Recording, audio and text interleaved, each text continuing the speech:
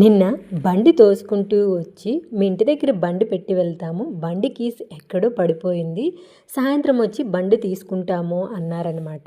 సరేలే అనేసి పెట్టేసి వెళ్ళండి అని చెప్పామన్నమాట. దాని తర్వాత మేము ఉండలేక, అరే వీళ్ళు బండి ఓపెన్ అవ్వట్లేదు అంటున్నారు కదా, మన బండి కీస్తో ఒకసారి ట్రై చేసి చూద్దామా అంటే మా బండి కీస్తో అయితే ఆన్ అయింది. అలాగే డిక్కీ కూడా ఓపెన్ అయింది. డిక్కీలో అయితే వాళ్ళ ఫోన్ నెంబరు బండి పేపర్లు ఉన్నాయి. మేమైతే కాల్ చేసామన్నమాట.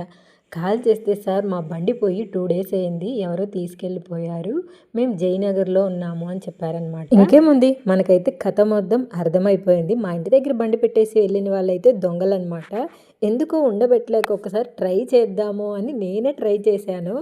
ఎందుకో మరి తెలియలేదు, తీసేటప్పుడు కొంచెం గిల్టీగా ఉన్నింది, వేరే వాళ్ళ బైక్ ఎందుకురా తీయడం అని.